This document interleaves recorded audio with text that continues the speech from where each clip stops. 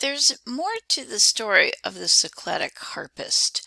Let me first say that the subject matter does reveal something about the ancient world. It is music making. We've already seen this. We've seen it in Mesopotamia, in particular with the bull's head harp.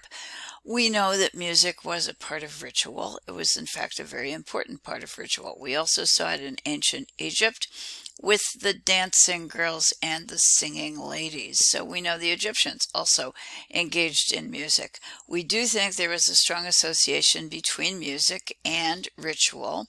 And if we can count on the Egyptian sample, it also probably was associated with the afterlife. We do, even today, have music in funerary services. It becomes a part of the ritual that we continue to perform. So we can assume, and again, it's an assumption, we don't have anything in writing, but we can assume that these music-making male figures were in some way associated with a funeral ritual, perhaps making music for the burial and then perhaps being buried themselves in the grave. Now, I can't tell you that because none of these unique figures, the kind of unusual male figures, the music-making figures in particular, have any documentation whatsoever. What that means is that all of them, if they are authentic, all of them were looted. And consequently, we have very, very little to go on. We are guessing that they were burial items. That does take us back to the question of looting and of fakes and forgeries. The piece that is on our right is located currently in the Metropolitan Museum of Art. And this piece, as I indicated, has been accused of being a forgery. By whom was it accused? Well, guess what? It was one of the folks who worked at the Metropolitan Museum of Art. He actually published indicating that he thought the Met was displaying a fake object. Well, the Met wasn't really very happy with this, so they fired the guy. The guy thought, well, you can't do that, and he took them to court. And in fact, you can't fire a person for simply saying that there is something wrong, at least publicly saying there's something wrong with your institution, even if you are the Metropolitan Museum of Art. So the Met was forced to take him back. I think you can imagine how well that went. Very soon thereafter, he does leave the Met and he publishes a book. And the book reveals from his perspective the forgeries that he has been able to identify around the world. I would like to preface my comments by saying, yes, there are forgeries. There are forgeries in museums, major museums around the world. Yes, there are forgeries in major museums around the world today. Detecting forgeries remains one of the most difficult issues for curators in museum collections.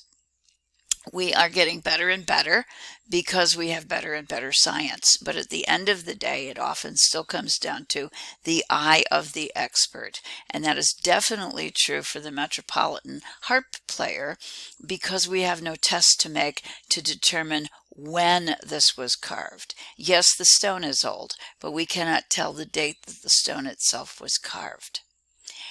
As you look at this piece, you might be able to detect what it is that the individual who claims this is a fake, what the guy thought about this piece, and why he found it inconsistent with the style that we associate with our early Cycladic carving.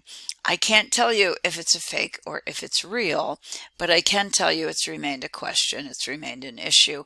And as you look at the two objects, I would also encourage you to think about the differences between them in terms of style. I would also like to end with the question, why would a major museum keep a work of art on view if in fact there was any doubt about the authenticity of that work? And there are in fact a number of reasons why major museums would have done this and have done this, and the Met in the past has done this. And one of the major reasons would be it's tough to admit that you've made a real mistake about an object in your collection. After all, you're supposed to be an expert. Your institution is supposed to be the best. The Met, in fact, is one of the best museums in the world. So no, you don't want to make a mistake. And to admit that you make a mistake about one object then questions your ability and perhaps your honesty in presenting other objects in your collection. So people might be looking around and saying, well, are there any other fakes in this collection? One of the other things that happens immediately if you question a work of art, or if you come out and outright say that it is a fake, is the value of the artwork itself ceases to exist. So the pieces that we're looking at now, let's just pick a number. Let's say each of them, if they came up for sale at auction, could easily sell for 20 million bucks. Great. But if they're not originals, if they're not real, if they're fakes, the value of these objects probably drops to a couple $100. And if you travel in Greece, you're going to be able to pick up modern replicas for a small amount of money in comparison to what a real work of art would cost a collector to buy. There is another reason why a major museum might actually exhibit a work of art that is perhaps a fake, or the museum is uncertain about its authenticity, or perhaps the object is of poor quality. And the reason for that, and this is more true in the past than it is today, but it still does occur today, is that when a donor with a pretty impressive collection approaches a major museum, they often negotiate when they're in the situation of offering to give their collection to that museum. And this, in fact, has happened to the Metropolitan Museum of Art in the past. The donor might have an astonishing work in his collection, maybe, let's say, a Rembrandt, a Picasso, a Van Gogh, and the Metropolitan Museum of Art really, really, really wants that particular work of art. The donor then negotiates to get the museum to take his whole collection and to display it together with the name of the donor, often in perhaps a separate room of the museum. So the donor and the family name of the donor will continually have credit for the donation to the museum itself.